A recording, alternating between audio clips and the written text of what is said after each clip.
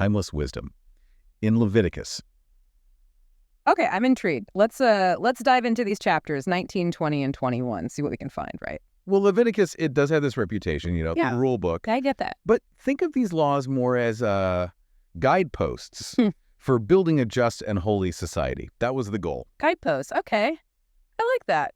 But I gotta be honest, some of these guideposts seem a little, intense. Like, take Leviticus 19.19. You shall not sow your field with two kinds of seed, nor wear a garment of two kinds of material mixed together. I mean, come on. Mixing fabrics, that's a fashion for pa, maybe, but a little extreme, don't you think? It does seem that way now, right? But think about it. Put yourself in their shoes. Back then, the Israelites, they were this small group surrounded by all these different cultures. And this law, as specific as it sounds today, it was about protecting their identity. In that kind of melting pot, it was like a visual reminder of their covenant, their difference. So like a cultural uniform. We still do that today, don't we? Think about how we express ourselves, through clothes, music, even how we decorate our homes. It's all about identity, right? Yeah, absolutely. Belonging, standing out, it's all connected. Okay, so we've got cultural identity, but Leviticus, it doesn't stop there. Social justice, too. Leviticus 19.9 to 10, this one really stood out to me. When you reap the harvest of your land, you shall not reap to the very edges of your field, nor shall you gather the gleanings of your harvest. You shall leave them for the needy and for the stranger. Wow, talk about built-in equity. Right, it's about the system. It wasn't just, be charitable. It was, let's make sure everyone, even those without land, they have what they need. Baking social safety nets into their farming practices. That's amazing. And then you get to Leviticus 19.13. The wages of a hired worker are not to remain with you all night until morning.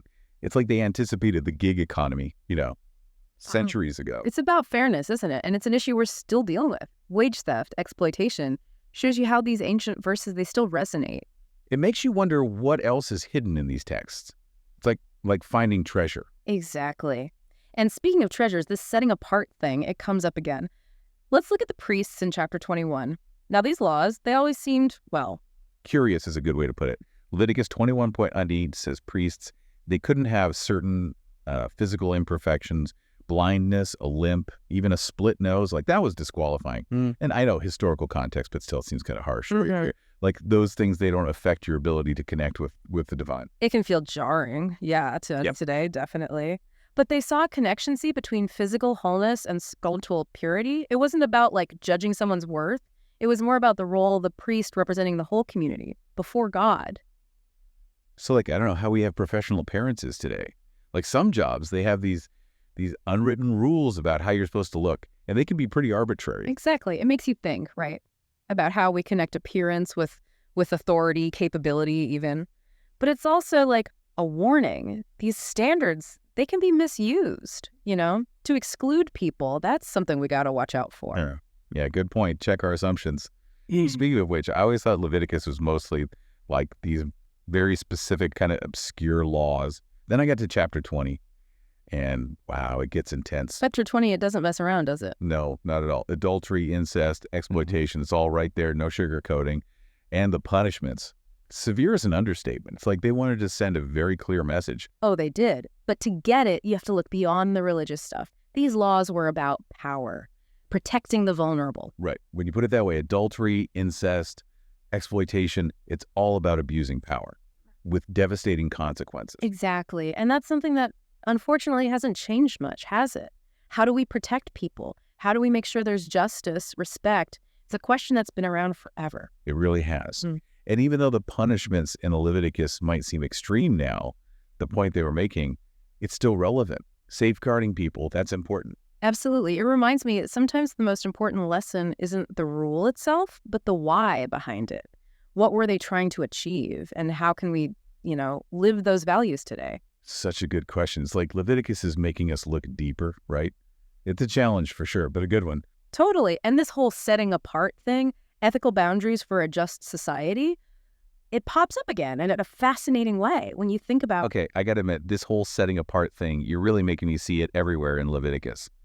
So where are we going with it now? Well, let's circle back to those farming laws for a second. Remember that one about the edges of the fields, leaving them for the poor? Right, yeah.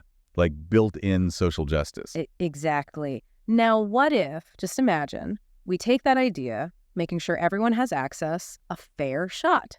But we apply it to today. Okay, I'm trying to picture it. Instead of fields, it's like, what, education, healthcare, even technology maybe? You got it.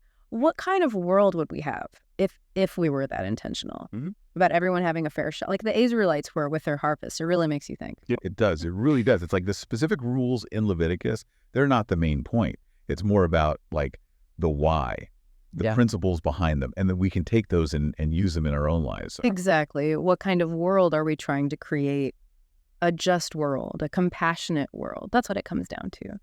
You know, I always thought of Leviticus as, well, kind of a rule book. But we've found some pretty profound ideas here.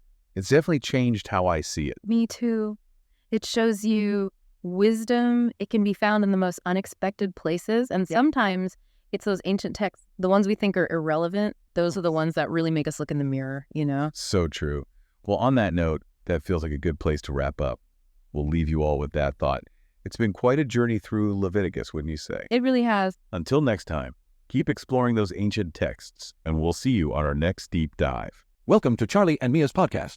We're embarking on an exciting journey to read through the entire Bible in just 1 year. Every day, we dive into Scripture, exploring its meanings and how it applies to our lives today. We invite you to join us on this incredible adventure of learning and discovery. Don't forget to subscribe to our channel so you never miss an episode.